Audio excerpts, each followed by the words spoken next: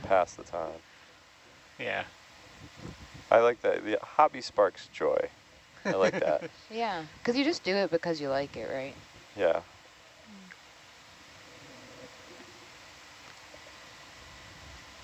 I, for one, am looking forward to my couch when I get home, so I can continue watching Obi-Wan Kenobi. Yeah, it's very frustrating to get up to the last episode and then not have access to streaming services. It's very true. Looking forward to a nice shower. Oh my god. Oh. A stationary shower where you're not bounced around? Yeah, good clean water. My home shower doesn't have any handholds. My ship shower doesn't have any handholds. Really? Yeah, it's a little exciting. Yeah, ours is the same. You have to kind of rinse yourself down, turn it off, lather yourself, and rinse yourself on. Oh, the Navy shower. Yeah, exactly.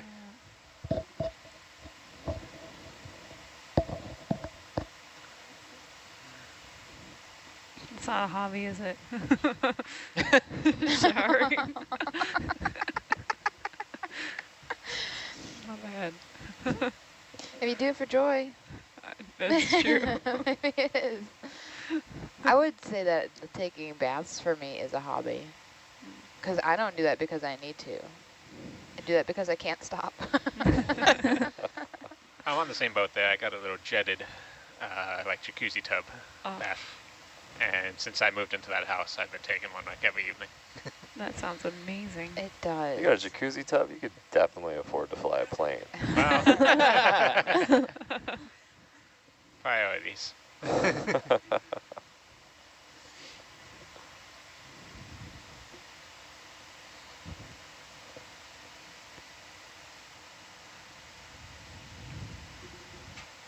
Chanel? Oh.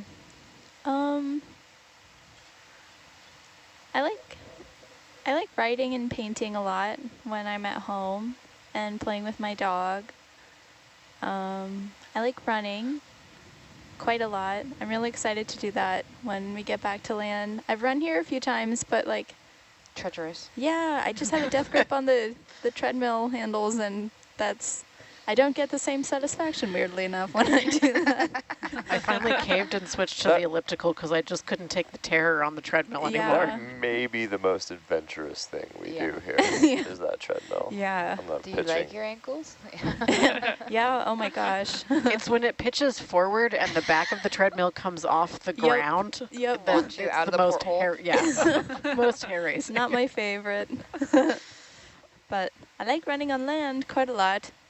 I like hiking a ton. I'm finally able to do a bunch of hiking in Arizona after being deprived in Iowa, and backpacking. And I like flying when I get scholarships. And I don't like flying when I don't have scholarships because I don't have money.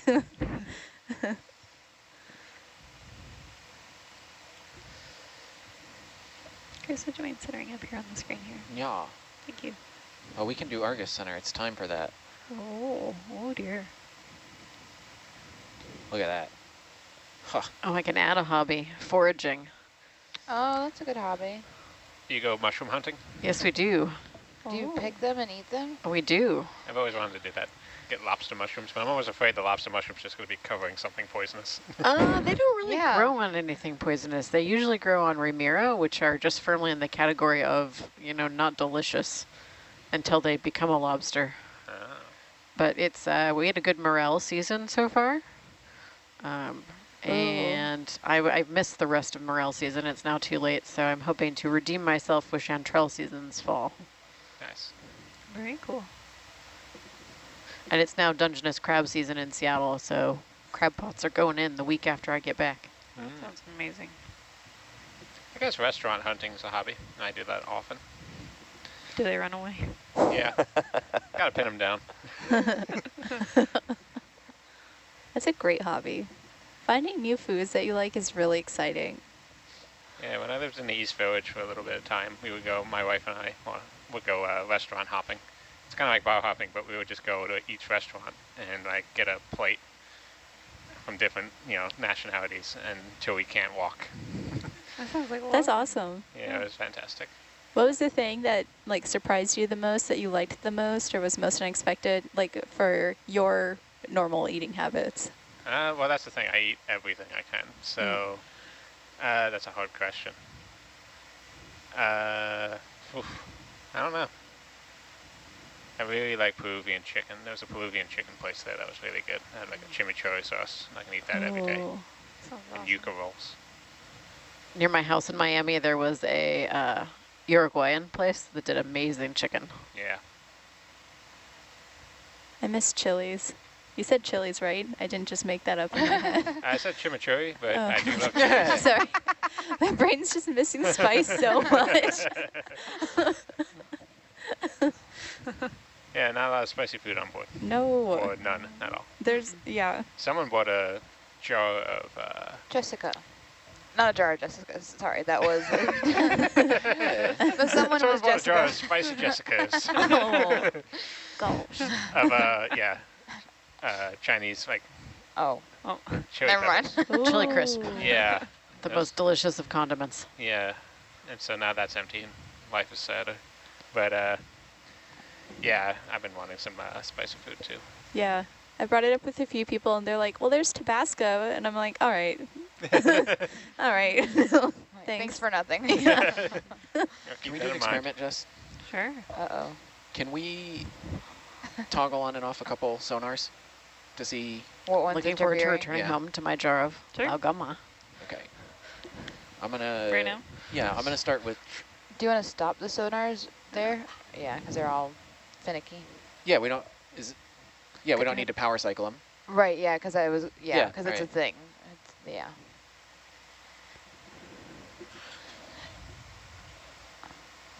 That did not seem like it was it.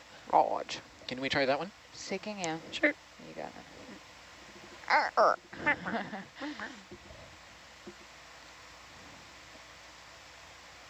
Yeah, let me turn this one back on. I mean, it makes sense, right? Because they're right next to each other. Yeah, and it has a lot to do with The frequency too. And I think I'm sure this one's lower frequency than the Sea King, just given the images that we get. Right? I'm not. And we'll see when that comes up. I'm still getting occasional like weirdness, but I mean it could be from. USBL? Yeah, that's true. Not Well, turning that I'm off. not turning that off. No. No, it's not. uh, I like seeing where I am. nah, I think we're getting interference from both. We're getting stronger interference from that one. Interesting. Yeah, you see how we're still getting the. I'm going to turn on for comparison again. Hmm? You turn on for comparison. Yeah. When it fires up, we'll see.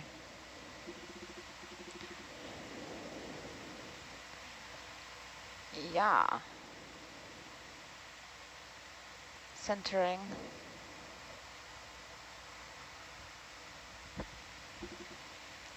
There we go.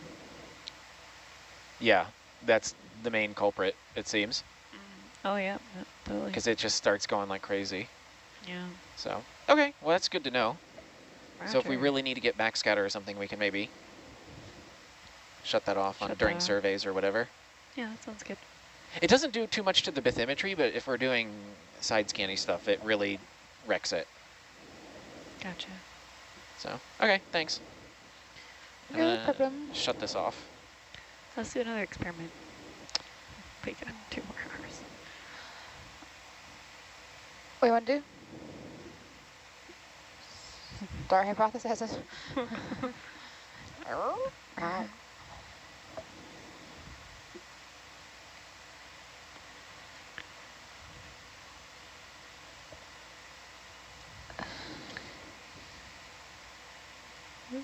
So, everyone's still awake? More or less. Yep. Enough. Yes. Oh, how about, Yep. Do you guys want some of this? No. I'll pass it for you if you want me to. Roger. Yeah. She-Hulk. What is everyone's ideal dark chocolate percent? Ideal what?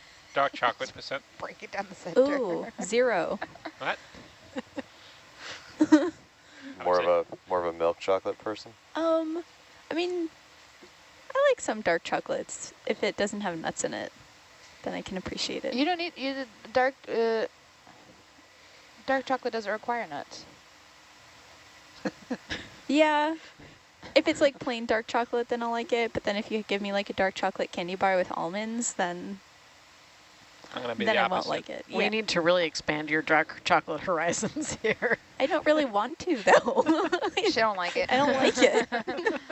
I like a 70% dark chocolate with lots of almonds. I like the 70% dark chocolate with sea salt. Oh yeah. Ooh, sea salt. Yeah, I think about like a 65 to 68 with sea salt. Oh yeah, that's perfect. Yeah. Touch of sea salt. Hint. With raspberry flavoring in it. No. Good. Someone handed a chocolate around like that a few days ago. There was raspberry in it. It was fantastic. Once upon a time, I lived in a Seattle neighborhood called Ballard, and I would have to commute to my job along the Burt-Gilman Trail, and there is one of the best chocolate companies in Seattle called Theo Chocolate that's right on the trail. So every evening when I would ride home, it was like pure torture. You could just ride by and like the chocolate would be wafting down the trail. It smells so good. That's how my walk home to my apartment in undergrad was. I walked by an Insomnia Cookies place. Ooh. It was like, yeah, I lived above it actually, so you know, the door was like so close to my door, and sometimes I'd accidentally happen upon the Insomnia Cookies door instead of my apartment door, and I just want to know how that happened, so then I'd have to get a cookie. I have a similar story, but kind of a different take on it. I was running a 5K. Don't do that anymore, but I did at the time, and I was in such bad shape that, like, you know when you just are not hydrated, all your pores are like as a verb. Okay, well at the end of I was at the end of the 5K, like home stretch, right? And I ran past a Mr. Chicken, and the savory, the Mr. Chicken, if you know, you know. And it's just a chicken place. Okay. And the savory smell, it was good, right? But like my pores said, girl, no salt. You can't lose an ounce left of the moisture you have in your body. My mouth was just like, Oh no. It was like their food's so good, but that was not the time to smell it, you know? Yeah. Was that also a verb? ASMR. I know that feeling well in Phoenix. It's like, AS, I'm so sorry. I'm so sorry.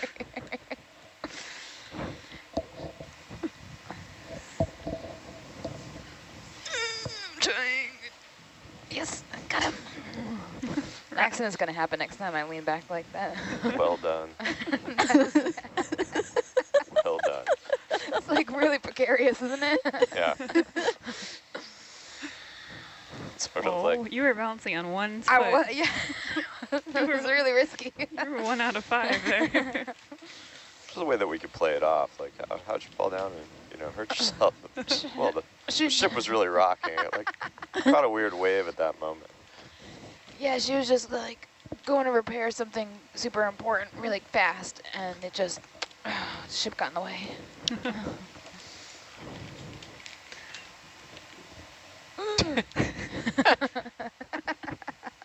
So there.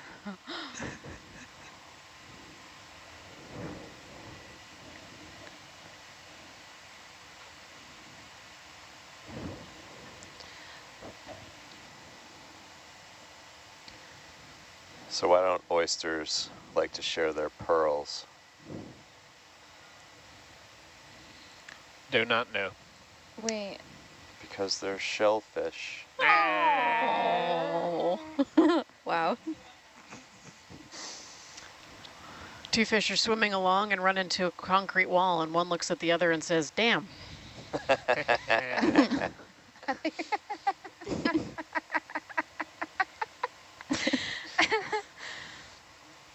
Did Chanel see that?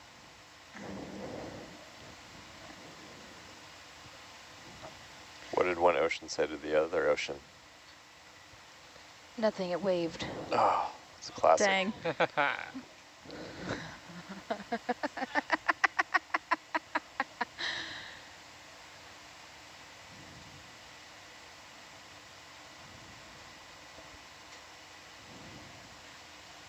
What do you call a fish with no eyes? No, I fish. Fish.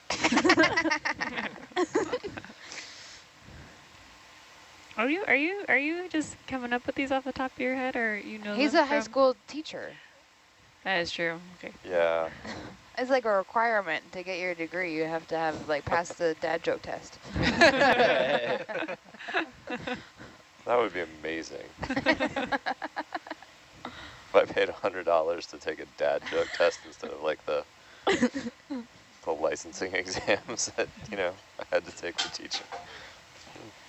How did you know you wanted to become a teacher? I didn't. I got into it because I started teaching a class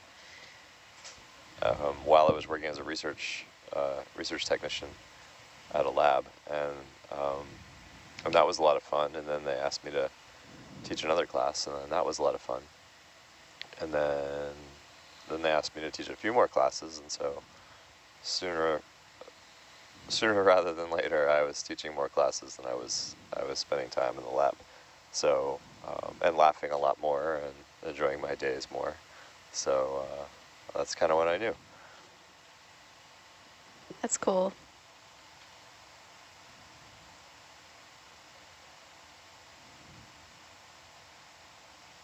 How did you know you wanted to teach high school?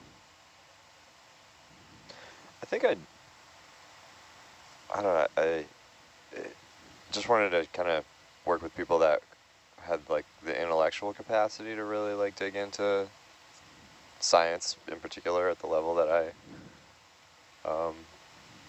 wanted to discuss it. Mm.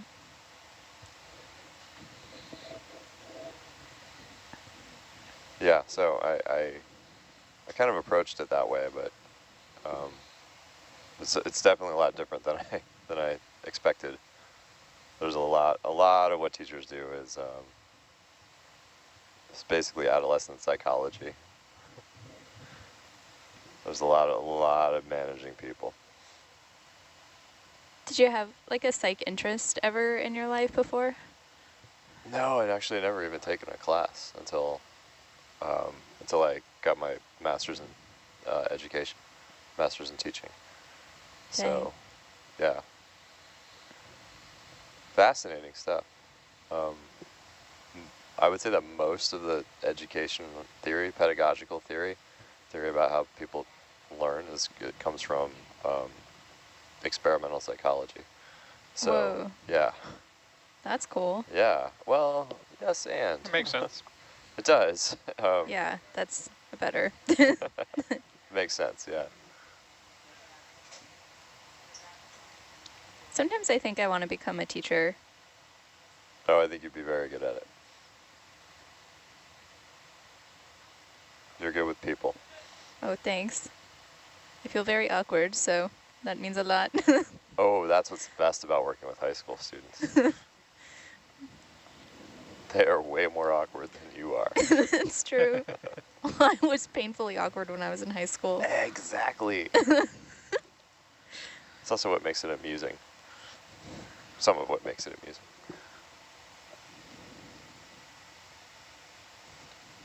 You sort of have to sit there and like bite your tongue and say things like, I'm really interested in why you made that decision. Oh, yeah. Please help me understand. Yeah. Honestly, I have to sit and do that with myself sometimes. Yeah, I still do that with myself too.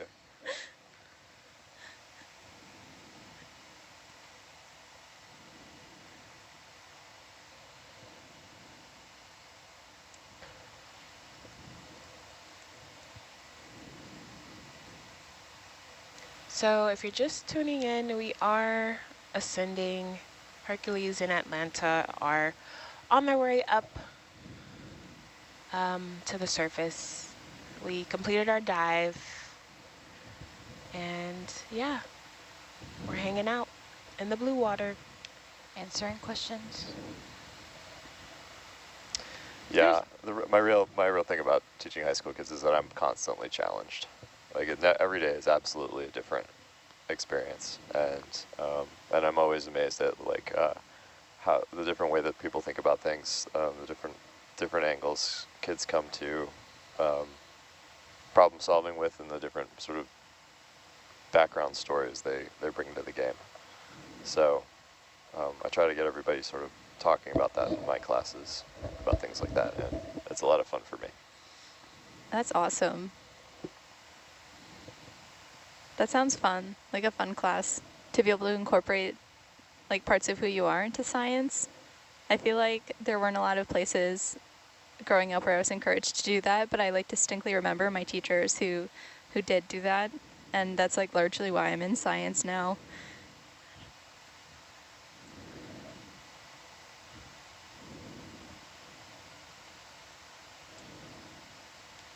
You should tell them that. I should. Send them an email. I used to write them letters at the end of each school year telling them all the reasons why they're awesome. Oh, wow. Yeah. Nice. That was really nice. Yeah, only to the ones that I liked though. Sure. As well, you should.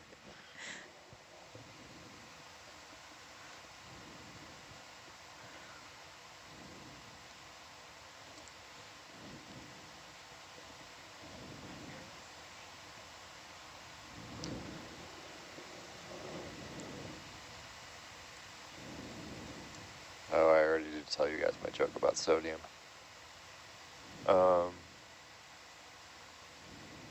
So two atoms, are walking down the street, not side by side. They're kind of coming in opposite directions. One of them walks around the corner of a building, going to run smack into the other one. They both fall down on the ground. One of them stands up, kind of dusts himself off, leans over to pick the other one up and says, "I'm so sorry. Are you okay?" The second atom says, "No, I lost an electron." The first atom says, "Really? Are you sure?" The second one says, "I'm positive." Oh man. Dang. Wow. That was great. Great. I like that joke. I feel like you can set that up for like an hour, just slowly telling a story and then end it with that punchline. Oh, I got some of those too. Oh. Yeah, they're probably not. The one that I'm thinking of is not really SPL appropriate. So,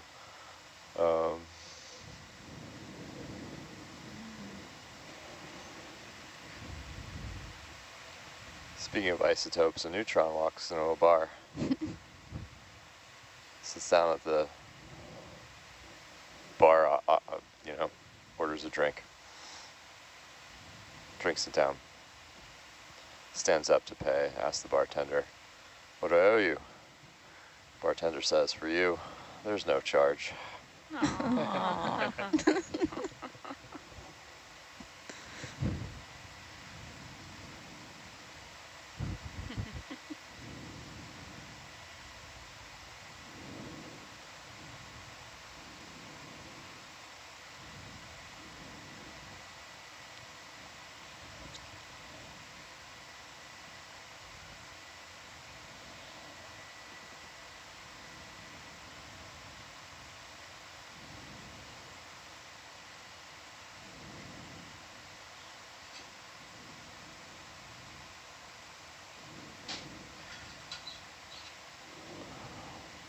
So why do our deep sea fish seem to wander around with a dazed look in their eye, kind of moving in one direction, not really noticing what's going on around them?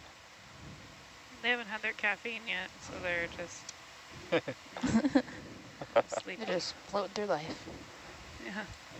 Actually, they're under a lot of pressure. Oh.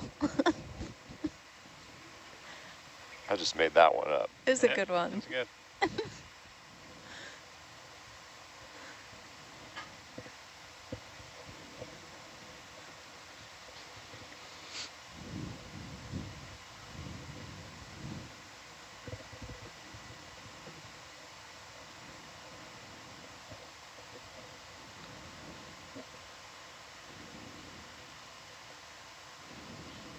Josh and Rennie.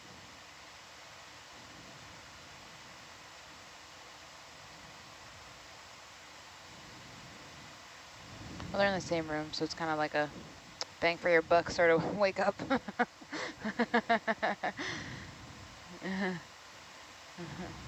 No presence is requested on deck.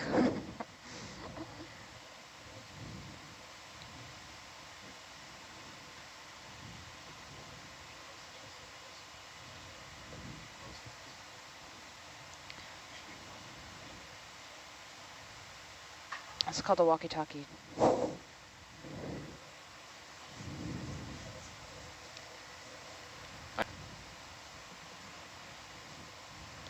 I'm surprised we don't have squawk boxes on the ship. We do. They just are inoperative. I haven't seen one. There's one in my cabin. Why would they put one in your cabin? Where does it call to? Because my cabin makes every noise possible.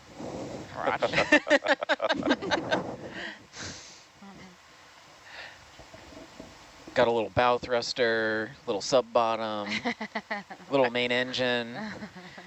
My cabin also makes every noise possible. Combined all of that with the sound of, we've got cabinets where all the wiring for the electronics to the bridge goes through. Oh yeah. And so those rattle as the ship engine goes as well. Meredith, where are you?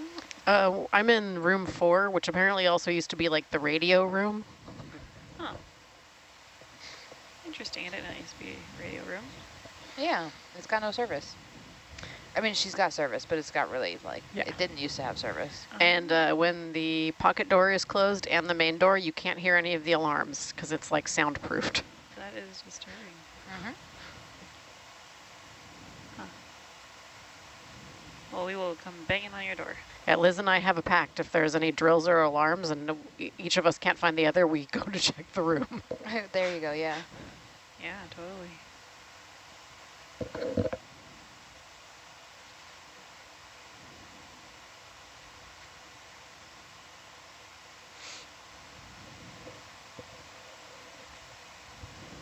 Kind of crazy to think that a radio used to require an entire room. Whoa, true. Our computer used to be entire rooms. Whoa. Yeah, like computers used to be multiple rooms. And cards that you had to insert into them with the correct punches punched out. Yeah. The term debugging is from an actual bug that was Really? physically, yeah. What? Yeah, so there was some program, like very rudimentary program wasn't working, and it was because there was a bug within. I'm not sure it was a punch card or some actual component in the machine. So they had to take out the insect, and that was what was causing the issue. That's cool. Yeah, that's a fun fact. Debugging.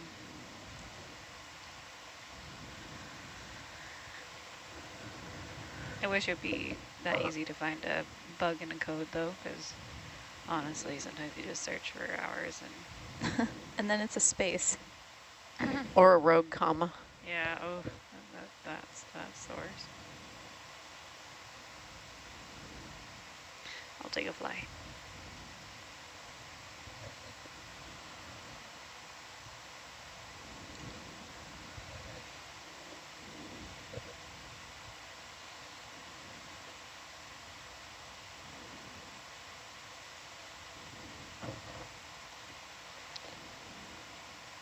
Yeah, that's the intersection of computer programming and spell checking. Like, I understand people work with like lots of different libraries, so there's a lot of copying and pasting, but also is there a way to spell check a computer program? There is, by basically running sublines of code or using a text editor that has been pre-programmed to recognize what language you're writing in, and will color code things for you as you go along. Oh, that's cool. A lot of interfaces these days point things out when you're missing certain things. Yeah, there's like syntax highlighting and code completion and stuff. That's pretty common. In terms of like actually checking spelling, most development environments do not do that, which has caused me many heartaches. Right. Oh, Yeah. code completion plus a lack of spell check can be a real problem, I've learned, because you can just repeat the error indefinitely, because it'll just, like, you'll start typing the word and it'll auto-complete the misspelled word. So I've had, yeah, I've had some major issues with that. Oh, that must be maddening. Yep. Yep, and then you gotta take your life into your hands with the biggest Control F that you've ever done. Search and replace. Yeah, search and right. Yeah.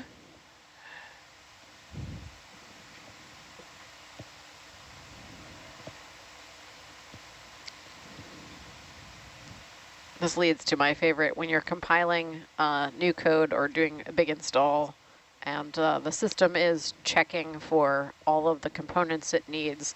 The very first check that goes by is my personal favorite, which is checking that the build environment is sane. Sort of an oxymoron, really. Yeah. Yes. I don't think I've ever seen a build environment that's sane. No, and I've never had it fail that check. Well, yeah. They know it's a lost cause, I guess. They're just like, return true always on that one. It's the field guide before your code breaks for something else.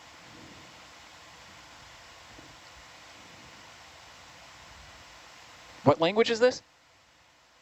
Oh, this is just usually compiling, doing new builds on make installs on Linux systems. Oh, so it's like C, Yeah. C++ probably. Yeah, just C++ No. generally. I've never seen that, or never noticed it. But there's usually pages of text that are whizzing by. Yeah, yeah. So. It's one of the things that goes, like, very first thing. And I think mine goes by a little slower than most because I'm usually in an emulator and not actually in a full Linux environment. Right.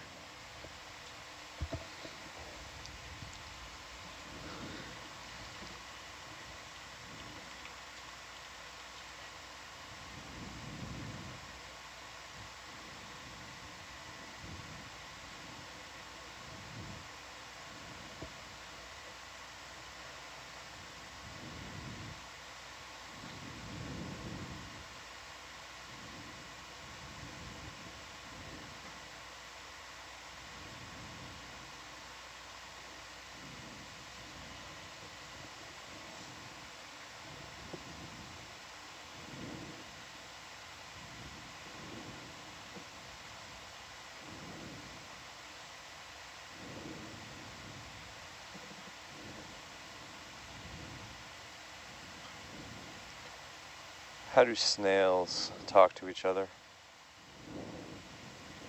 Snail mail? Ooh, good one. No, they call each other on their shell phones. Wow.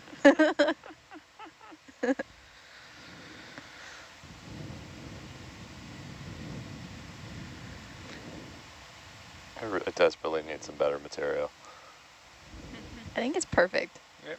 No, yeah, it's the right amount of pun for 2:40 a.m.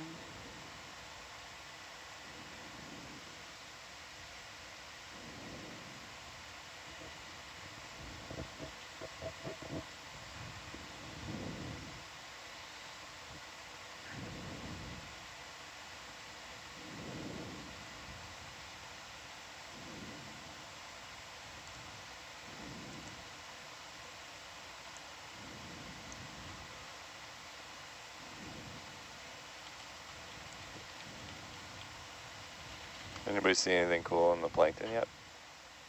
In the midwater? I've seen, I'm pretty sure, a couple little ostracods, but we'll never be able to zoom in on them. Challenge accepted. Because they're usually going by pretty fast.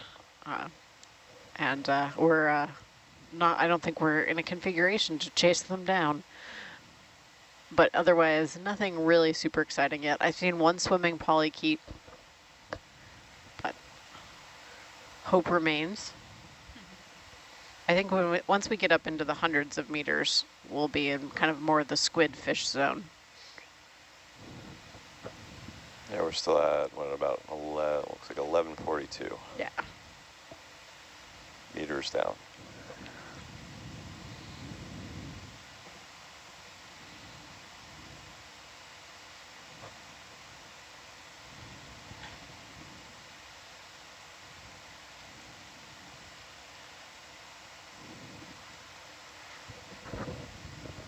Kevin, can I tell you about my favorite volcano? Always. Okay, so I got an internship in undergrad in the Canary Islands, which was totally bananas. And that volcano, like the main one on Tenerife, Teide, like the caldera is so beautiful. But then the process happened that you're describing a few dives ago where like the magma chamber starts separating. So all of the like basaltic lava erupted, and then the volcano collapsed and created the caldera. And then it was a more, I think, and then what was left, oh my gosh, what is the word for it? I am too far in microbiology world, I'm forgetting. It became... Sector collapse. No. No. No, the... lava doming. Yeah, but then the chamber changed composition. So then, became like, more felsic? Yeah, felsic. Okay, That's the word I was looking for. Thank you. Oh, and that's then, concerning. You already lost that one. Yeah, I know. It was like right at the. It's also, you know, like 2:45 in the morning. Exactly. Yeah, I'm not blaming you. Yeah. Felsic? What is that? Yeah. So, oh, sorry. No, continue. Yeah, there's like a range of like magmatites from mafic to felsic, and it's basically just, I think, how much like magnesium and then how much like potassium and other elements. Yeah, it's a elemental composition, like spectrum. And when you have like a more felsic volcano, you get the more like triangle ones that kids draw in their drawings. When you have like a more mafic volcano, it creates more like what we see in Hawaii. Like I'm pretty sure all these basaltic ones are mafic. But anyway, so Tenerife is formed the same way Hawaii is formed. So like when it first started exploding, it was like a mafic cone, and then it imploded and created a caldera, and then it was felsic, and then there's a like a stratovolcano looking tip on top of it. So when you were describing that, I wanted to tell you about it, but it did seem like the right time, and this does. It's always the right time. Yeah, that's really cool. Yeah, there's a lot of cool stuff that goes on in the Canary Islands. It's really good to have an area where it's very active, so you can see a lot of active volcanism. Yeah. It was very cool. Is that on one of the mid-ocean ridges? It's close to the Atlantic. Let's see how far from it. It is a hot spot. It's near Spain, but well, it's a Spanish territory, but it's near North Africa actually. So it's not on the Mid-Atlantic Ridge. It's to the east of it. It's so cool. It's a bit west of Morocco. Do you think there's all these kinds of features in the seafloor by the Canary Islands too? Yeah, I'm sure there's a lot of cool features down there. So the Azores, which is an older and maybe still active volcanic, ridge system, is over there. NOAA's hopefully sometime this year going to go down there and explore those areas if you want to watch those live streams. That's cool. Yeah. They have big, I've been to the Azores. Yeah, and it's, and it's still actively volcanic. There was an island called, I think it's called Pico. Yeah. That erupted not long ago, and most of the island disappeared. Yeah, they're going south of there on the older portions of it that went submarine, kind of eroded down. But they have big lava tunnels underwater there that are that formed arches because other parts of them collapsed, and so there's these places you can go diving in big underwater arches. That's awesome. Yeah, and and then there's just a lot of there's an entire town that's kind of in the caldera, I guess, of São Miguel is the name of the island. Yeah. And it's called Furnace. Furnace is the name of the town. Whoa. Sounds concerning. Those living there. Oh yeah, there's a type of food that they cook by burying it in a volcanic, they put it in like a crock pot basically and bury it in a volcanic soils that are still heated. Nice. Yeah, like I don't know if they're technically vents or volcanic springs, but yeah, they'll they cook a slow roast, like roast meal in. I love it. That is Yeah. so cool. Yeah, it's really good. It's called QCed Furnace, I guess. Anyway, yeah, it's a cool place. They have a bunch of different mineral springs. It's that kick out different, hot minerals that you can kind of like bathe in. So there's sort of old school spa town kind of feel about the place. It's neat. Nice. Yeah, part of the project I was working on last year, I'm still working on now with NOAA when they were sampling the New England seamount chain that comes off of New England. Oh. And the corner eyes may be the ancient expressions of the Azor mantle source. What? So Really? That's so trying cool. to link those together. And that same mantle source is the same hotspot in the Canary Islands? No, it's a separate one from Oh. Canary, most likely. Okay. But it might be similar. It's hard to say. That's So Canary's so cool. over here. This is where NOAA's going. Are you going to go on Here's the any of Azores. those cruises? No. I'm going to sit in my office and sip tea and ask them to grab me rocks. Nice. That's so cool. So you can actually follow it, Yeah. like in real time, and say grab that one, or just sort of generally be like, I'm looking for. Yeah. Can we grab a rock in this area? Just like I would. That's what an incredible time we live in. It is an insane time. Last year when I was doing that, I couldn't go on the NOAA cruise because it was COVID, so there was only a couple people on it. But I was just sitting in my office, and my department chair comes in. And I said, "Leave me alone, I'm doing field work." And I'm sitting there with my feet up, watching it, just That's watching a TV. awesome.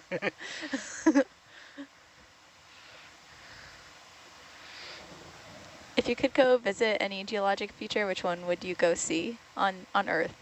That's a good question. On land? On land and in the ocean.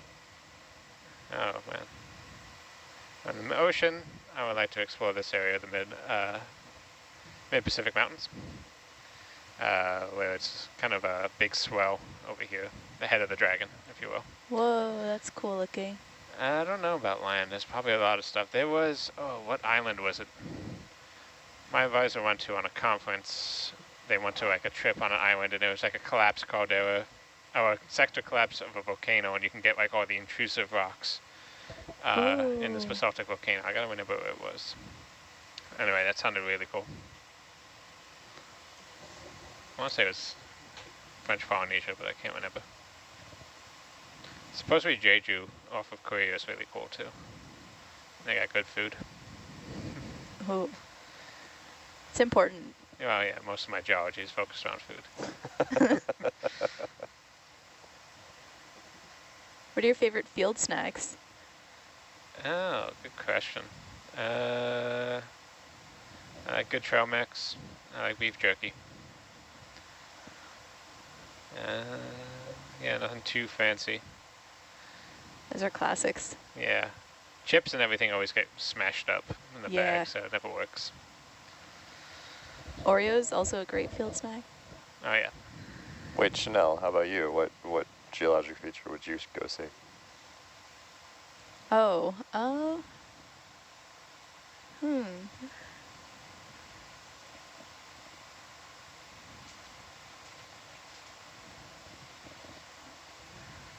Wow, it's so hard. So many things are cool.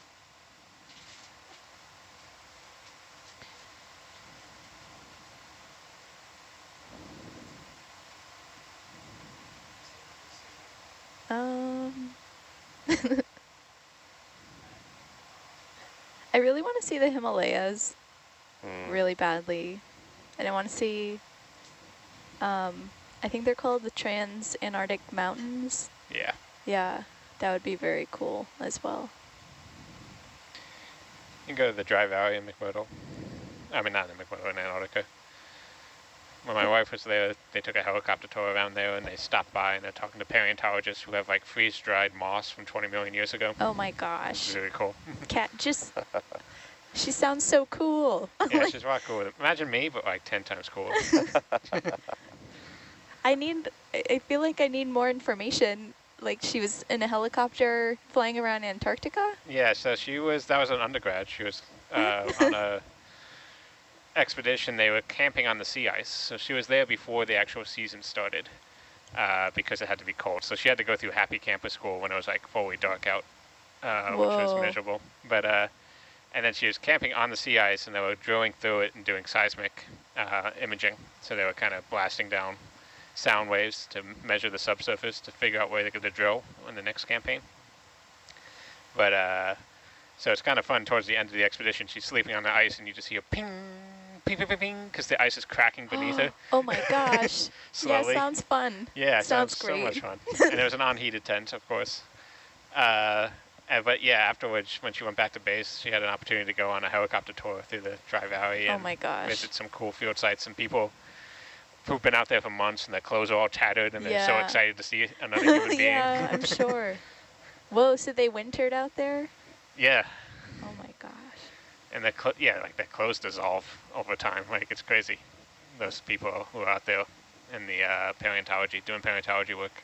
Wow, But yeah, there was a lot of cool stuff. that's very cool. In order to get fresh water, you have to get it from basically an iceberg that was wedged in the sea ice. And so they would take a ski-doo out there and chainsaw off big chunks and melt them. Oh my gosh. Yeah. Wow. So it sounds like fun stuff. I want to go to Antarctica someday. There's some igneous rocks there, but I don't know if I would find an excuse. I can go as a tourist and just look at the penguins. So Ross Island is an active volcano. Oh yeah. There's Ross Island, Mount Erebus. There's a lot of active stuff down there, but nothing I'm necessarily involved in. But I just need to meet the right people who need ages. I'll figure it out. That'd be cool. Yeah.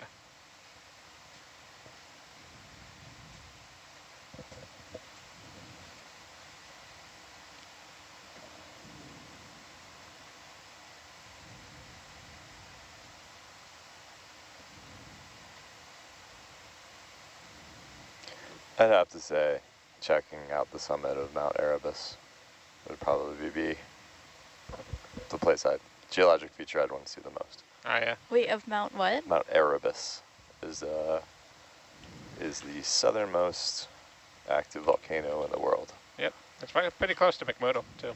It's Oh. accessible to a certain extent. Yeah, it's helicopter flight. If you were in a mountaineering, I guess you could do it, but it's on the same island. Yeah. They're both on an island off of Oh. That's Antarctica. freaking cool. See, I know a company that does Vinson. That Where just is it? They lead expeditions down and climb the Vinson Massif, Oh. usually once a year. I would really like to go to Patagonia as well, because it always that looks would beautiful. be cool.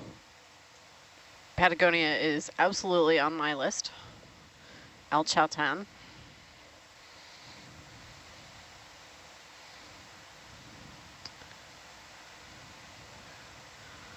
I would really like to go visit the Fitzroy Range.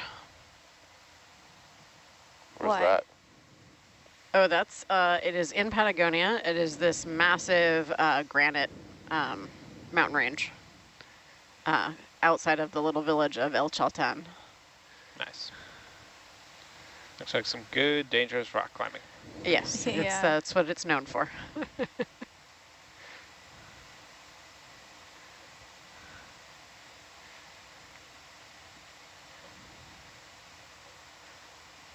I follow a professional skier on Instagram, and she recently went to, I think it's Mount Vinson. Is that what you said in Antarctica? Is that? Yeah, Vincent. Yeah. Okay. Yeah, and climbed it with like a ton of gear on a sled, and skis, and then like put it all on her back, and then she skied down the mountain. Sounds fun. I just could never even think of a trip like that, and then I saw her do it. It's like, wow, that's so incredible. People are capable of such amazing things.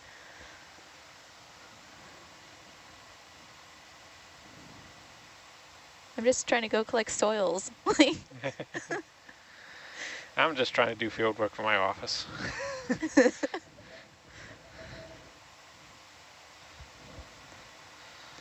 I mean, have you justified like a massive monitor or 3 in, yeah. I just haven't like bought it yet, but for my cruise I'm running, I'm going to have a lot of undergrads, so I want to have like this 60 or 80-inch monitor that's like touchscreen so I can have the bathymetry and do these displays. Ooh. Oh, cool. And then when it's not at sea, I'm just going to have that as my whole wall of my office. Just constantly have whatever's live streaming in That'd the be deep. awesome. Yeah.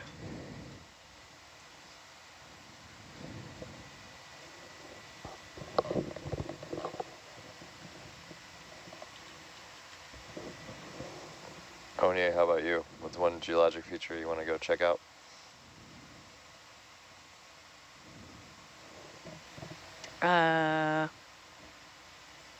Or a cool place. I think first it would have to be Big Island Good choice. because I'm like right there. So it only makes sense. Yeah, my best friend just went to Big Island and she was just saying like how small she felt, like looking at the volcanic lava, or I'm not specific in terms, but yeah, she was like, it was really windy and you see all the stars and then there's just like lava there, and she just felt like, I don't know, small, and like all her problems went away. Oh, that's cool. It's a good thing sometimes to feel really small. Yeah. I did some field work there on the Big Island and in the national park, Kauai Volcanoes National Park. And on the last day, we went to this area where you walk, and at that time you could see the lava pouring into the ocean.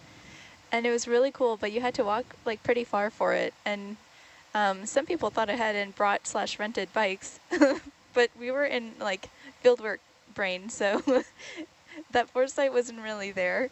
So we had this like really, really long walk, and then we saw lava pouring into the ocean, and then the sunset, and then we walked back in the nighttime, and like you could see the Milky Way, and it was a really long walk, and through this like lava field area, and I felt similarly. It was very dark, and I felt very small and very alone, but it was so beautiful. That's a neat image. Beautiful image. Yeah. I led a school trip there for 3 weeks in 2018 when that volcano happened to be quite active. Nice. Yeah, unfortunately that meant that we couldn't go anywhere near it. Yeah, Oh, exactly. yeah. Because, I mean, they were, you know, evacuating people. It was bad. But yeah, the rest of the Hawaii island was incredible. I was amazed at the just diversity in terrestrial ecosystems. You drive half an hour and you go from a rainforest to a sort of like grassland to a dry forest to like almost like stark desert. So cool. Yeah, there's a lot of localized climates on all the islands. Like there are parts of Maui where it almost never rains, and then parts of Maui where it's just constantly raining. Whoa. And you can have cattle ranches and stuff. Yeah, all the islands are cool. Wait, so you led a school trip like with high school students? Yeah, with high school students. Wow, that's so cool. What kind of things did you learn? Was it like geology focused? No, actually, it was we were working with a really cool guy from the Forest Service named, and you should look him up.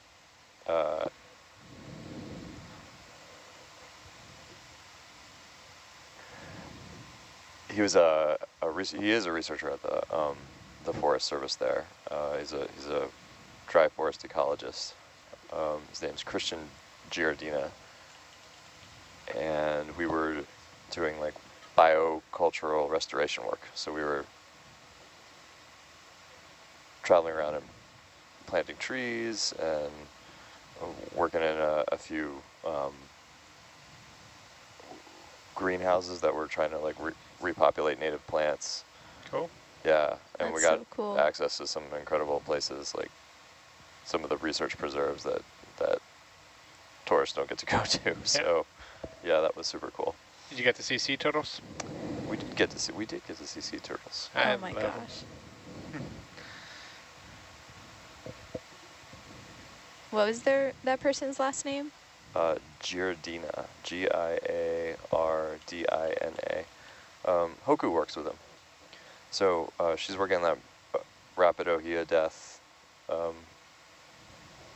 recovery project, I guess. So ohia lahua are the sort of one of the native trees that's been invaded by a fungus that kills them off pretty quickly. Oh. Yeah, I know. They're really beautiful trees and incredibly important to Hawaiian culture.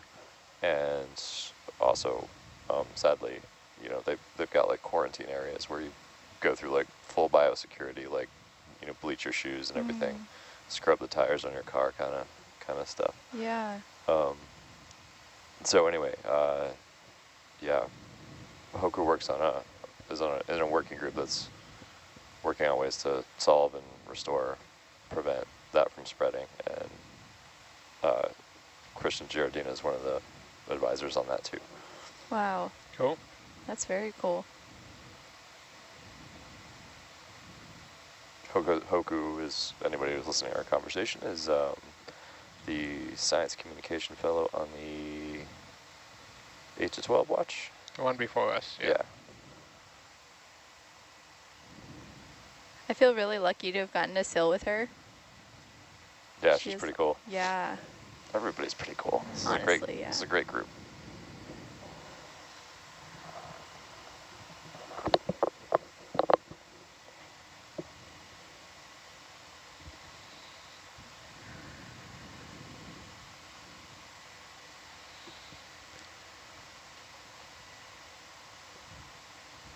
Now that travel restrictions are coming down, do you have any upcoming high school trips or student trips? I don't. Every time I try to get one going, it just sort of implodes. Yeah. It sounds like a good idea, and then unfortunately these are things that need to get planned like 9 months out. So yeah, I'm hoping that maybe next spring I'll be able to take a group down to Catalina Island, actually. Oh, nice. That'd be cool. Yeah, there's a sort of a camp down there called the Catalina Island Marine Institute. That's a marine biology, experiential education program that I'd love to bring my students to. They make it really affordable. They bring a lot of students from the mainland and the Los Angeles area out there, and like kids who grew up 8 blocks from the ocean and never been to the beach. Yeah. Get to go snorkeling for the first time out there. Wow, and, that's awesome. And that's not the population that I'm working with, but I think it's, I do teach marine biology and oceanography, so I think it would be great to bring some of those kids down from Washington. Yeah, I was in Catalina Island not that long ago. Oh, yeah? Yeah, I just dated some rocks from that island, actually. There's some volcanic rocks, Miocene aged, that kind of record the local tectonic rotation of those islands. Tectonic rotation? Yeah, that's part of what's called the California borderland regions, which is a submerged, heavily faulted area of seafloor, which is mostly continental crust down there, but it is subsided, faulted, and moved around, and it seems to have rotated during the Miocene, and we can use paleomagnetism to actually determine when that rotation occurred, and then we're dating the rocks to actually get the exact ages. So that's some work that's going on in my lab with my wife is leading it. She's the PI on that. That's so cool. Yeah, but it's a cool little island. A lot of cool scuba diving. They have a little submarine deep sea museum for like deep sea exploration, scuba, and ROVs. And I talked to a guy for a while there because he knew all about the Nautilus and all the different ROV systems, so he was excited to chat with us. So if you see that, it's just like a little room inside of like a lighthouse that is full of cool stuff. That's super cool. I really want to make it out there sometime. It feels much more accessible now that I'm in Phoenix to go there. Yeah, it's like a spring short break. ferry ride from LA, or Long Beach actually.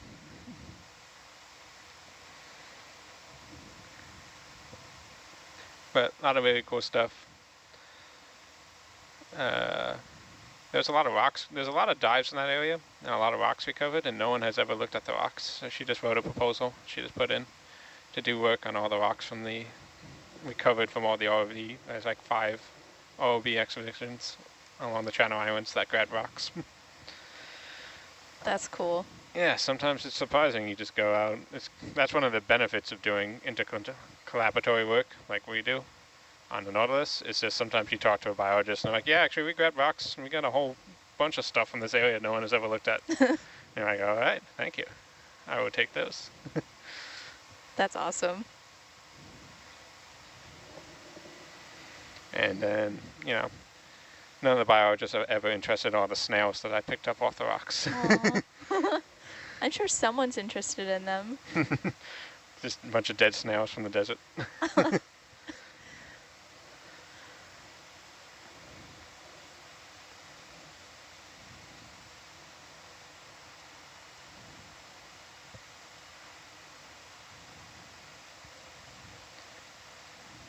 Got some really awesome information on all the fishes from this last dive from Ken Sulak.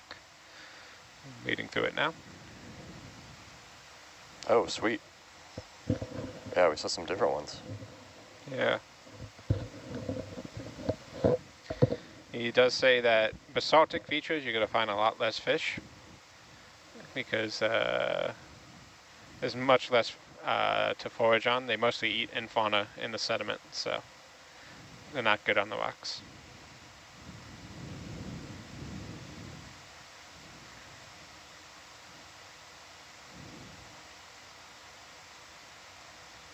Fish abundance picks up when the sedimentation thickness increases.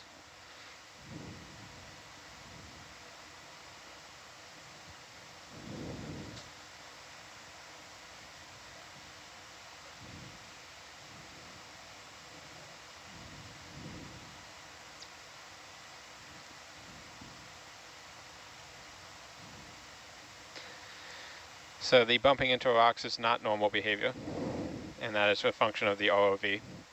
All the strong noises, vibrations, and lights cause it to kind of freak out and just sensory overload, and they just start bumping into rocks. Aww. So it's akin to if you were walking down the road, a dark road at night, and then a giant Jeep with its bright lights on suddenly appears right in front of you. That makes sense. That's a little upsetting. Yeah. Also, when you walk out of the dark control room in the middle of the day. And then you look up towards the sun and like Yeah. everything's horrible for like 5 seconds.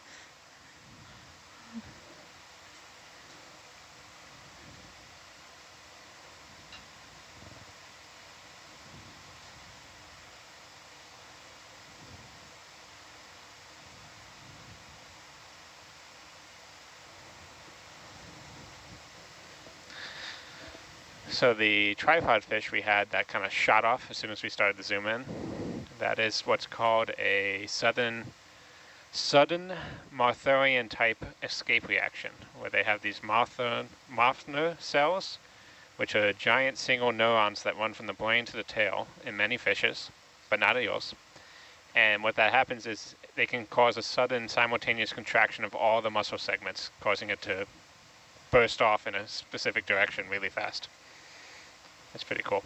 Always at right angles to the threat.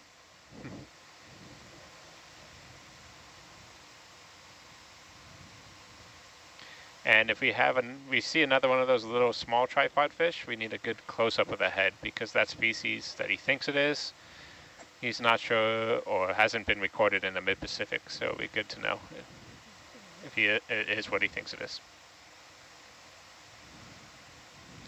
And the little whiskers are baubles, elongated fin rays on the pectoral fins. So they're actually modified fins. Oh, interesting. Yeah. So each of those fins has a thick nerve that runs up to the tip and coalesce into 3 nerve bundles. And those nerve bundles are ganglia, which are essentially mini brains that flank the spinal cord. That's crazy.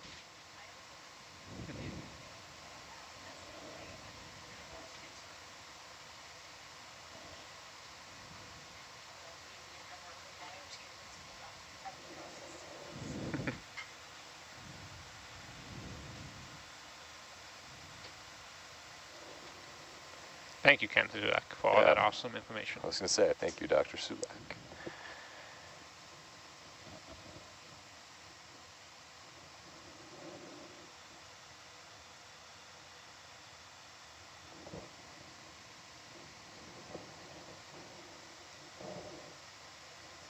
Meredith, there was a message in the chat for you from one of the previous science communication fellows about cramming a sock behind those doors while they are latched shut and the rattle will go away. Yes, we have, there right now I think there's some paper up there, although it keeps shaking loose. So it's one of those, it's an ongoing, you know, fit it, it shakes loose, refit it, it shakes loose.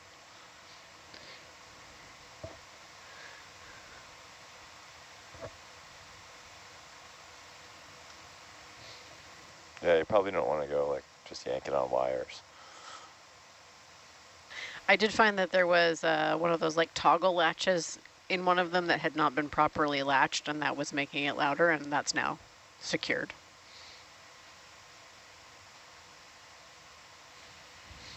At the start of cruises, especially on some rooms that rattle more, you would go on like a sleuthing hunt, and you just listen for all the things that rattle, and put little shims in every little crevice. And yeah, there's a lot of rattle hunting. Yeah. Thankfully, there's no snake attached to it. That's not the kind of noise that normally would bother me. It's the when I go back to bed at 4 a.m. after this watch and I'm caffeinated, so I'm already disinclined to sleep. It's about 30 minutes of just listening to the rattle. Then I fall asleep. Don't hear it again until I wake up.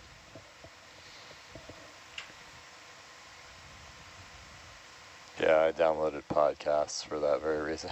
I could just lay in bed and fall asleep to somebody reading something to me. Unfortunately, the headphones I have are not functional for that. Oh, bummer. Because they wrap around the back of my head. Oh, you just got to sleep face down. I mean, that's Yes, clearly the solution.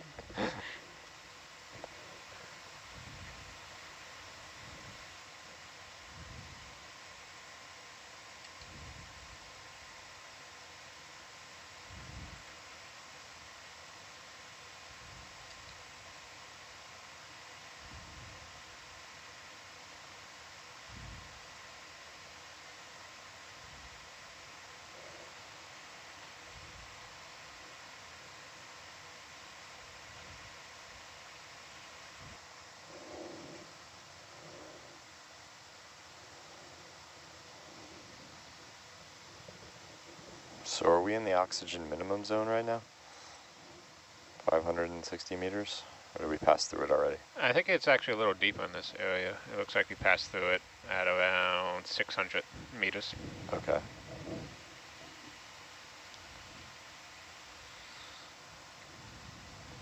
So maybe we'll start seeing some Yeah, we should critters. start to increase slowly.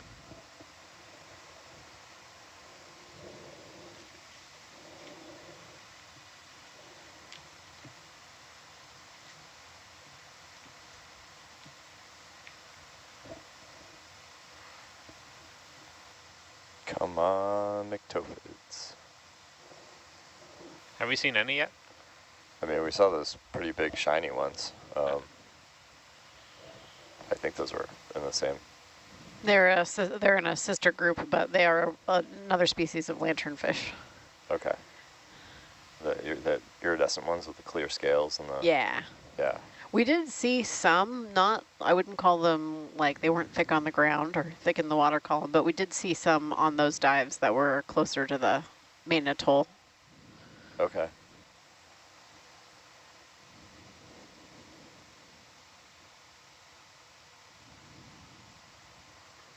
Ooh, what's that? Is that an arrowworm? Looks like a jelly. Yeah, I think that is a ctenophore. Oh, Okay. ctenophore. That was cool.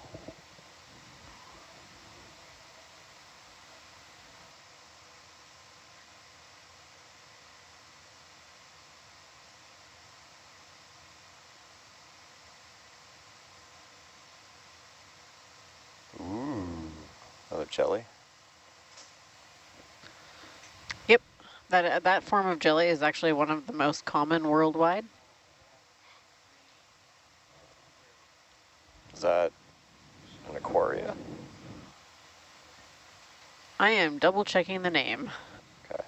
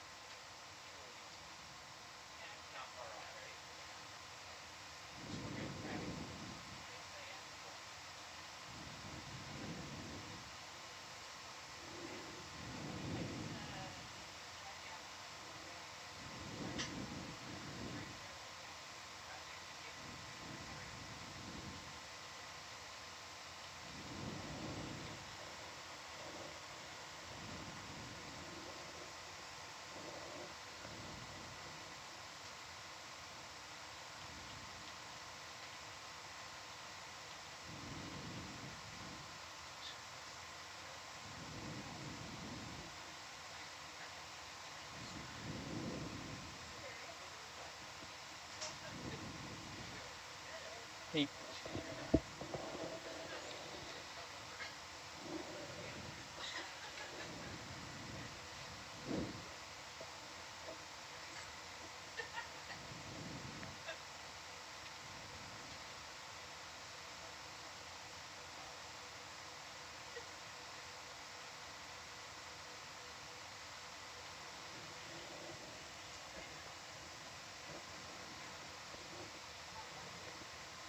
Some sort of little worm or something swimming there.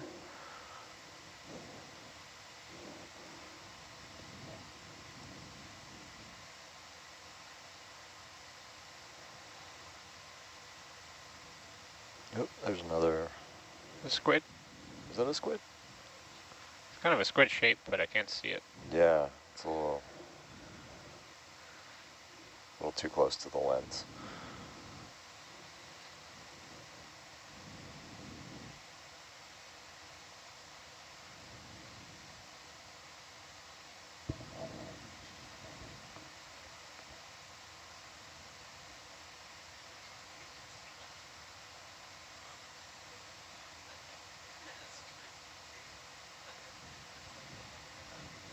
Detritus.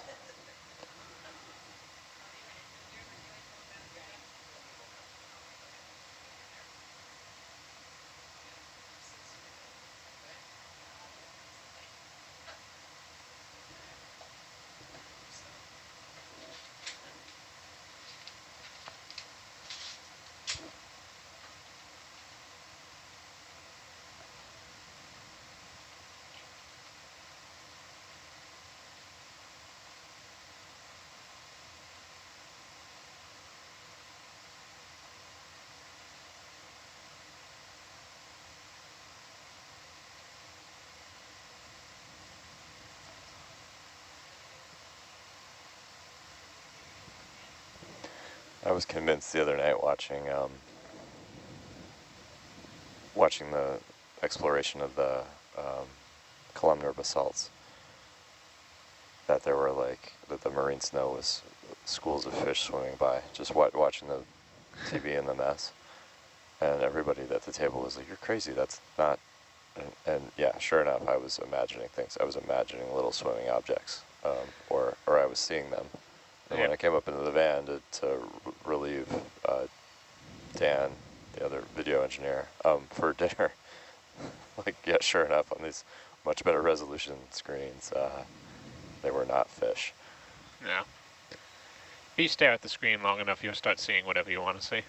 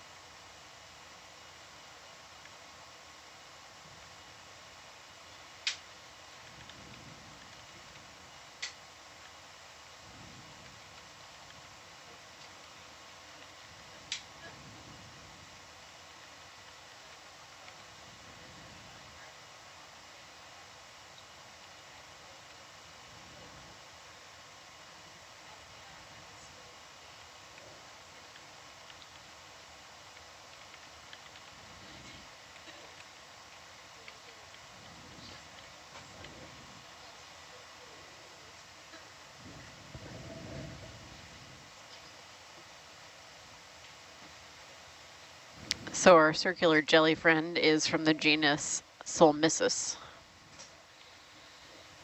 Solmissus. And you said they're common throughout the Yeah, they're global ocean? common all over the place. You feel like anywhere I've done, like watched ROV dives in the midwater, you'll suddenly see these perfectly round little circles with all the tentacles. It's the dinner plate jelly. Dinner plate jelly. Yeah, okay, that name I have heard. Solmissus is not familiar to me, but they, yeah, I feel like I've seen that particular morphology before.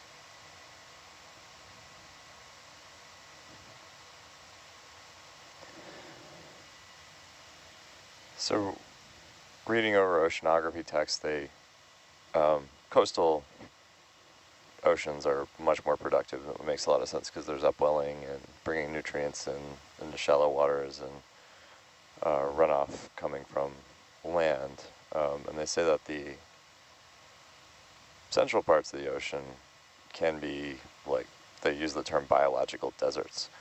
Are we in one of those really nutrient poor areas out here? I would have to look at the local stuff. I think out here, yes, although it's worse in the gyre areas. They get called marine deserts. Okay, cool. So, yeah, because we're down near at the intertropical convergence, Yeah, or the equatorial countercurrent, or yeah, one of those big, large scale global oceanographic features. Yeah, but it's the technical term is oligotrophic zones. Okay. Right, there's what, eutrophic and oligotrophic. Yep. Lots of nutrients and very low nutrients.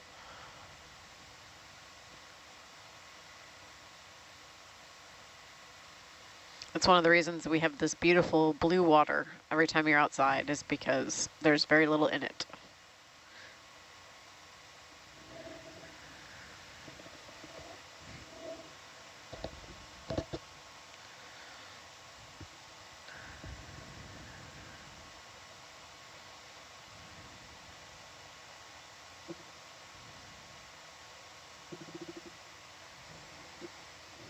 Meredith, and the other day you were saying that you thought that maybe light penetrates down to about 400 meters in this area? I'm trying to remember, it may be 400 feet.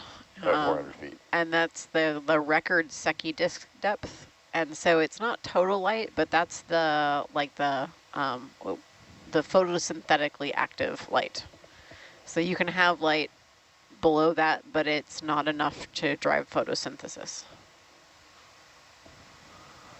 And a Secchi disk, for those watching at home, is actually literally just a round circle that's painted bright white so it can be seen.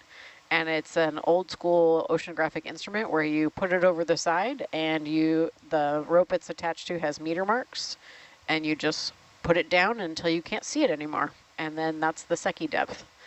These days we tend to use a PAR sensor on a CTD instead. And PAR is photosynthetically active radiation. Cool.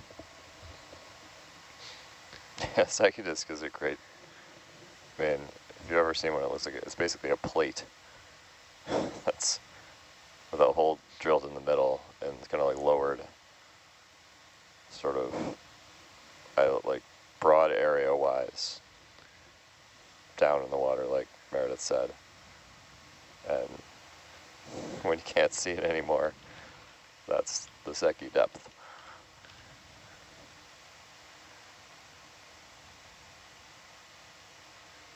Which sounds like something I would come up with. How are we going to measure that? Well, we're going to take a dinner plate. We're going to lower it into the ocean, and when we can't see it anymore, we're going to call that the thing.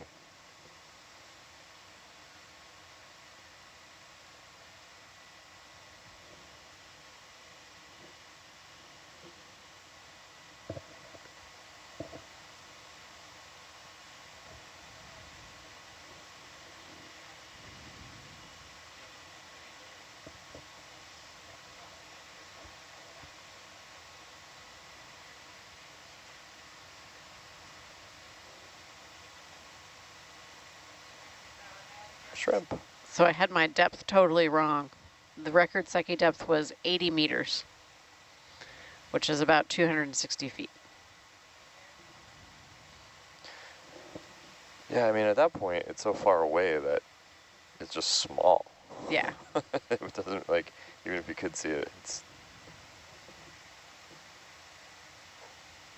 the perspective on it just gets too small. So 80 meters, huh? Yeah.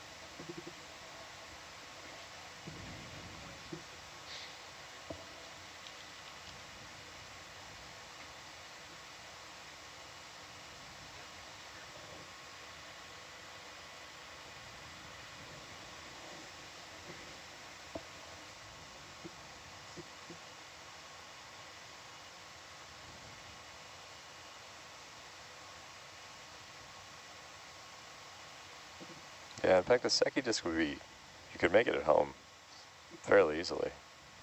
Just take a piece of plywood, cut it into a circle, spray paint it white. Put some weights on it so it sinks. Yep. Yeah, and I was to say, like, run a bolt through it with some fishing weights hanging from the bottom, and then a rope attached to the other end. Secchi, I guess you can, if you're interested, if anyone's interested in looking it up, it's Secchi.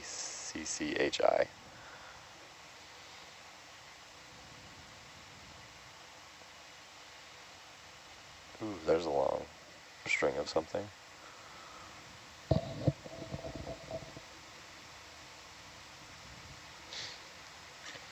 We're currently at 260 meters and still rising. Nope. There's a beautiful gymnastic ribbon.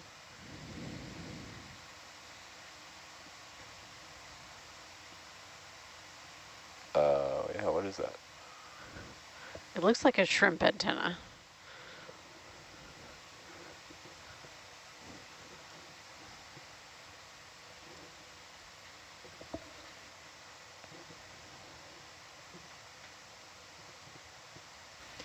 Here's a question in the chat. When Hercules is lowered over into the ocean to dive, does the ROV dive straight down, or does it go outward and away from the ship some distance before descending? Yeah, is it getting distance from the ship to pull out the tether before descending? Yeah, it goes away from the ship first, and people on deck hand over hand the tether until Herc clears the stern, and then Atalanta is put in the water using the A-frame and the winch. And once they're both off the deck in the water, tail to tail, they descend together.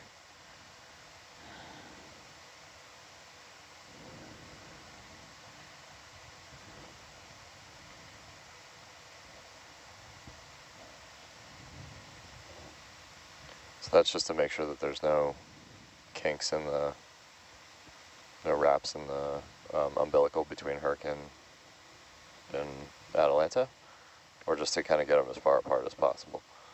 I think to get them as far, like, away from each other, and then Herc is away from the ship. And just, I think in general, it's a good way to monitor our orientation.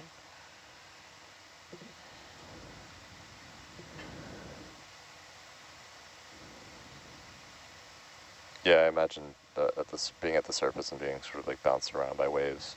Waves or current or bow thruster, or sorry, not bow thruster, jet pump.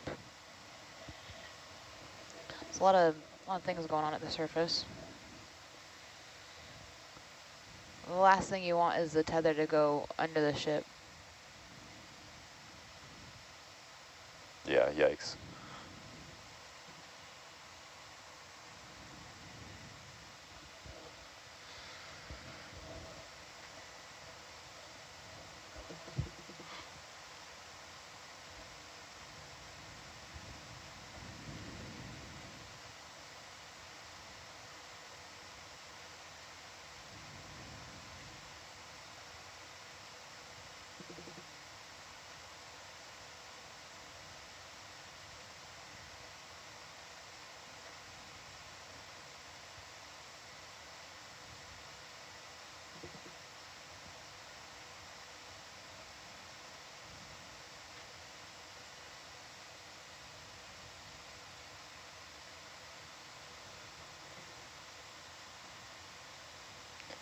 So Kevin, do you have a sense of what's in store for our next few days, weather permitting? Yeah, I think we're going to be hanging out and then relatively nearby. There's a few dive targets that we can do on different geos and seamounts in this region. Hopefully a bit deeper for the next one. There's a saddle between two seamounts we planned out a dive where we can kind of start in between it and then go up the slope. Should be a pretty good one. That might be next. I actually don't know exactly which one next is, though, if it has been decided yet. So the idea would be to stay sort of in the northern portion of the We're going to Johnson stay in the... Atoll exclusive economic zone. Correct. We're going to stay in the north Squid. the whole time. There's going to be the best seas up here, and then it's going to be the shortest transit back to Hawaii as well. That is a nice squid doing a cool little dance.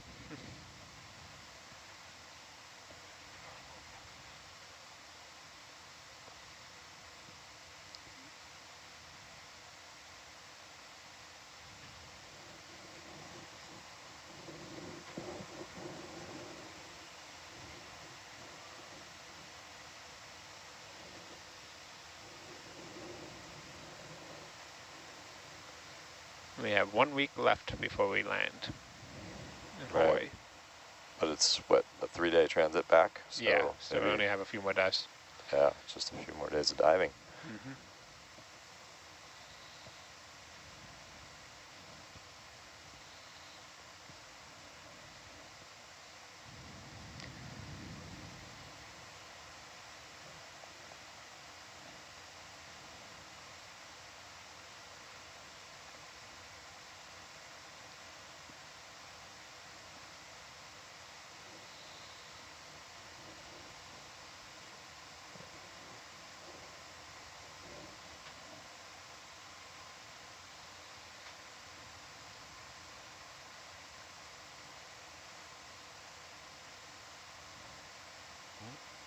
Another squid.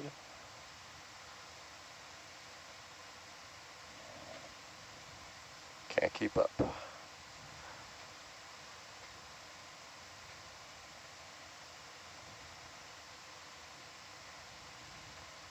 Yeah, so we're, what, 160 meters deep right now?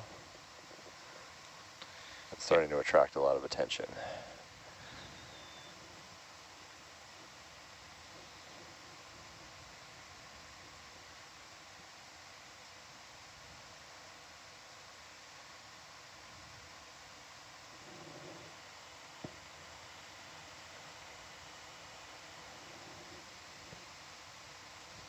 Into the zone of animals that can use the lights to hunt instead of be distracted and disturbed by them.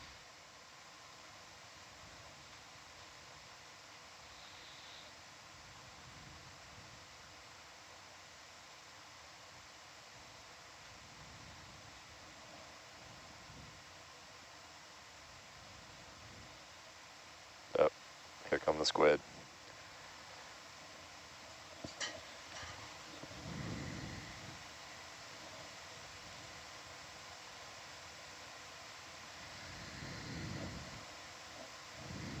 Oh.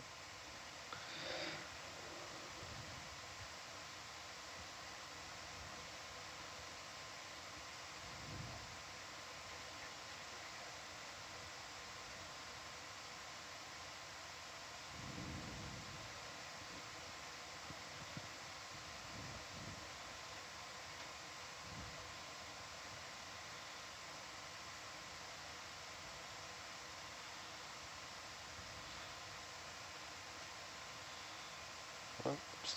Squid just to our left here. Whoa. About what size would you say these squid are? Maybe. Oh, maybe 20 centimeters. They're not that big. Yeah, it's hard to tell because when you're out in the midwater, you can't tell if they're just small or they're just far away. You okay for launch and recover salvo?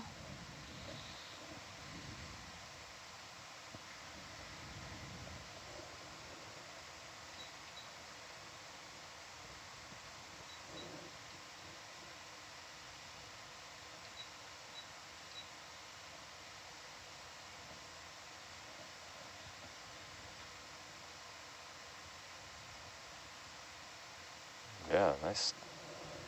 That looked like a beefy one. Yeah.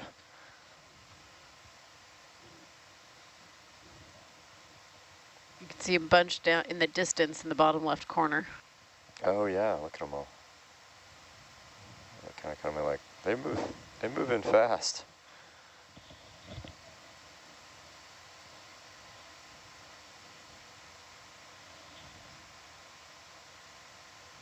How hard is it to clean squid ink off the ROV? Because it's not really like ink. It looks semi-solid. Honestly, it usually just brushes off by the time it gets to the surface. Hey. Okay. Stuff that's really hard to get off are like oils. When we went on working on a whale fall, it was like very thick in the water, a bunch of old blubber. And that was a lot of cleaning the vehicles with simple green. Yeah, it smelled like it, yeah, reeked of dead whale. It's pretty cool. Yeah. It was really sleek. It was I actually enjoyed myself. It just smelled, but all natural.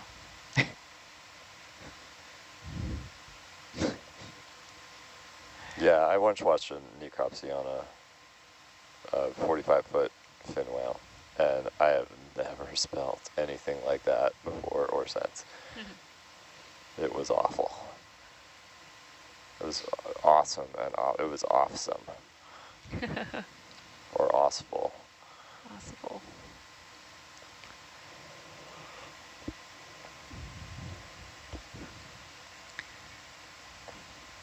So these are color changing quite nicely. Yeah.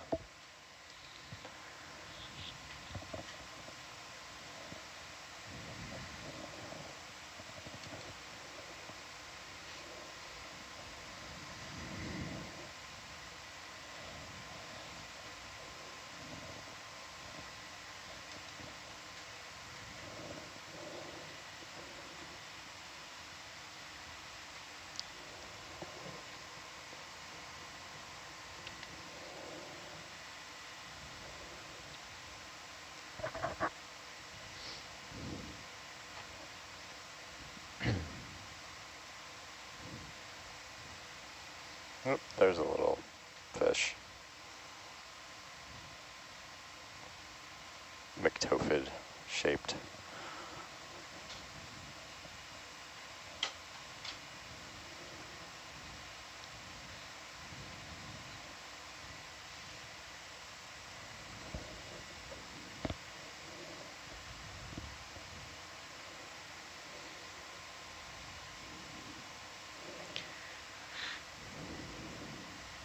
On the best spot.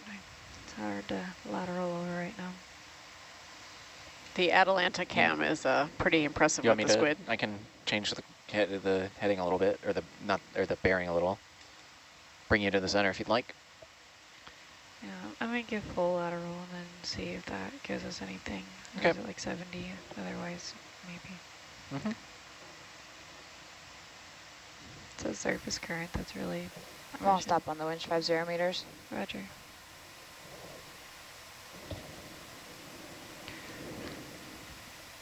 You want me to let them know, or are you still? Yeah. Okay. You go ahead and let them know. Deck, nav. I'll stop on the winch, 50. Roger, 50 meters.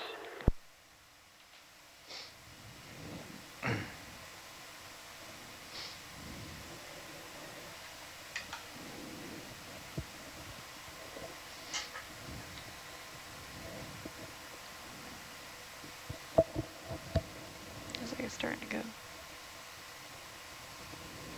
Sure, this is running at the winch. Would you like me to continue up? Yep, go ahead. Roger, I think you're up there. Up we go. Bridge deck, are we clear for recovery? Clear to recover.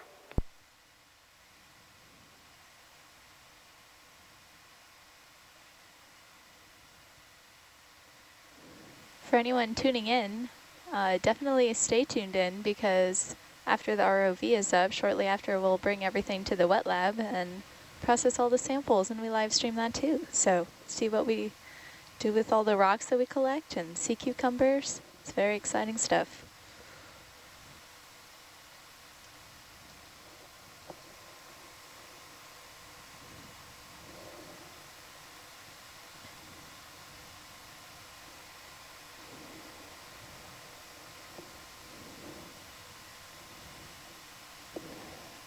meantime, Squid TV. Squid View? Squid Vision. Yeah. Squid Vision. Filmed in Squid Vision. Spent a lot of ink this time. They did. Yeah, I did not like the ROV. Can't blame them.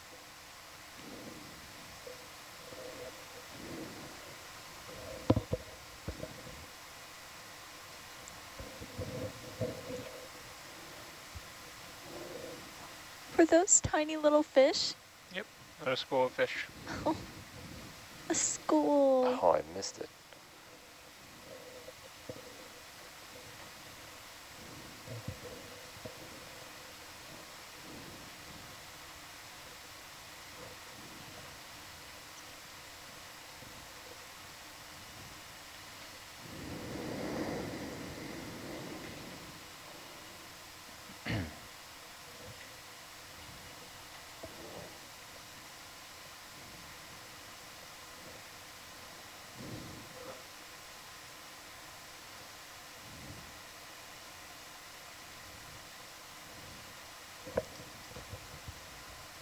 So the life jackets that the people on the deck wear inflate if there's water? Oh.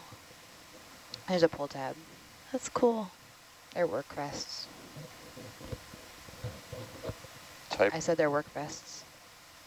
Like, a different class than like the traditional class 1. Yeah, they're type 5 PFDs. If my Washington State boater education course taught me anything.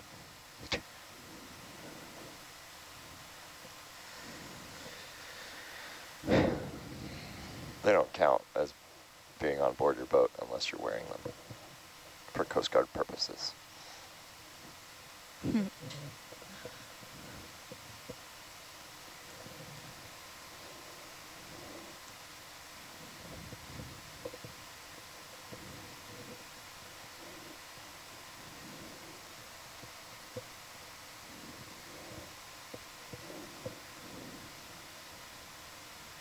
Yeah.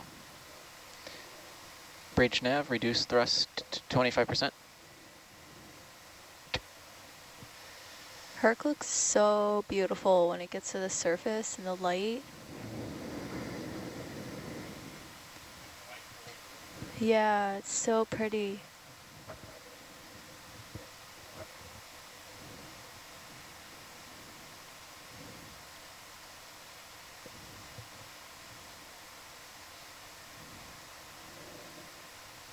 The first dive we did here was at night, so, I mean, everything was magical about seeing it for the first time. Yeah. But then, like, I didn't expect them to turn the lights on and for it to be so beautiful. It's just so cool. Yeah, I prefer the recoveries at night. Yeah. Me too, I think. I can say that because I don't have to wake up in the middle of the night. Yeah, yeah. Source in sight. This is way more pleasant than the 8 a.m. Just hold on comms. Roger. Thanks.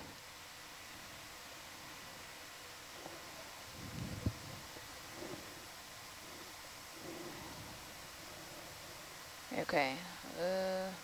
I'll turn off lights in a second.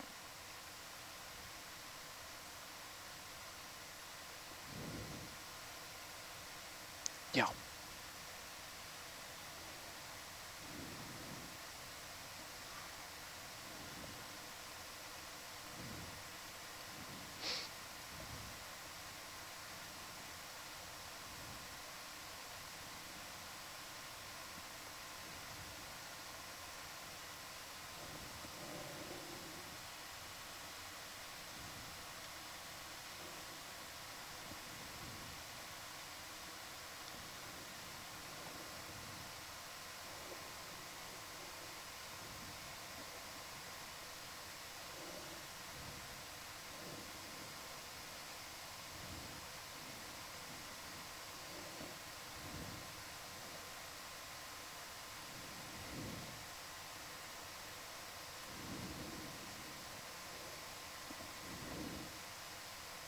Okay. Would you like me to hold position or keep the move in?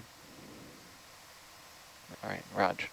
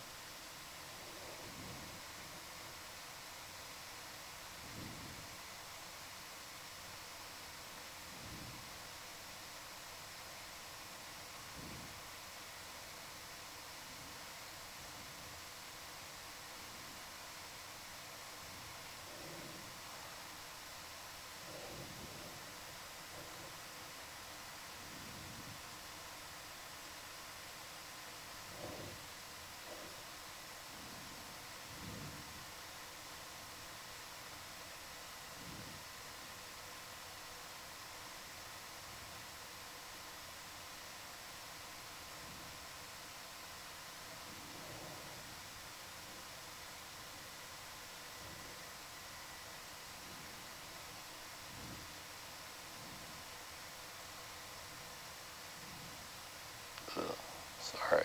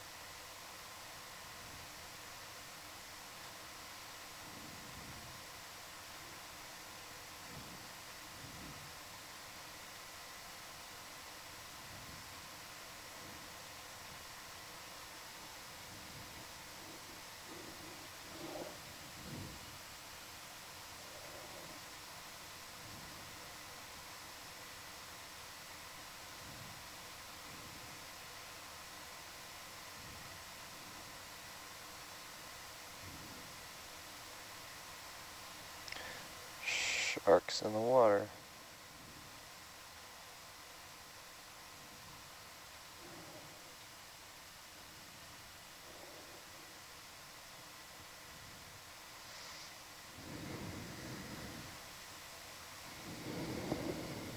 Do you need me to, we're sliding back a bit here. Do you need? Yeah. Control, Zach, we got a wrap. You want me? Okay. I'm just going to have them hold position. We should let the current deal with it, yeah? Bridge nav, increase thrust 90% and hold position.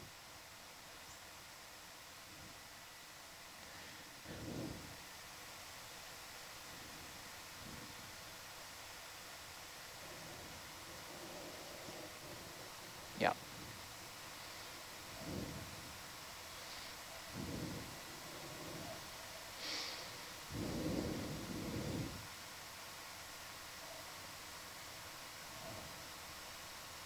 Maybe it went on, like when we put it on. No, I don't know. Or maybe they didn't zero.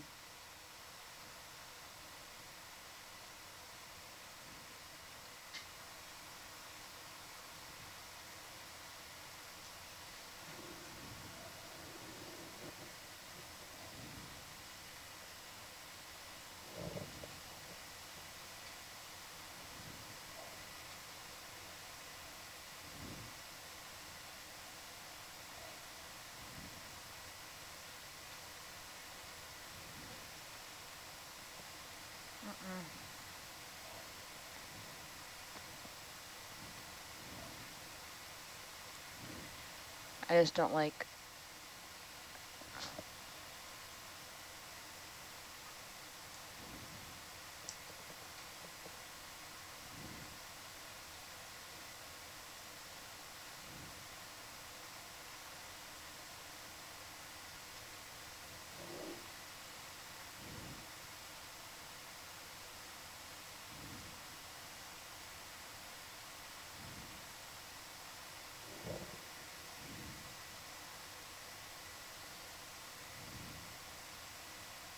Control deck, rapids clear, coming in.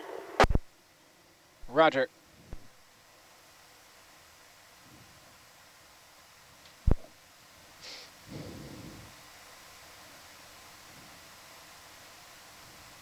Sorry?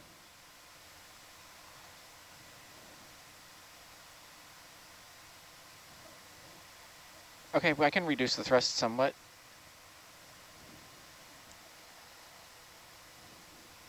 Bridge nav, reduce thrust 35%.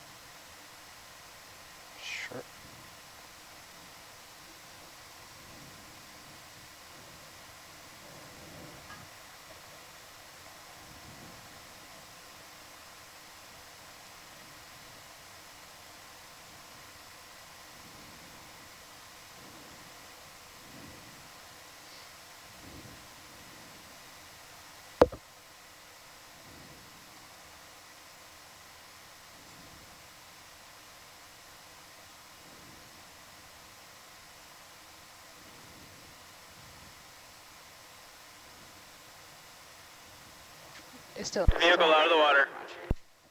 Roger. Roger. Thank you. Bridge nav, you can go increase to full thrust and hold position.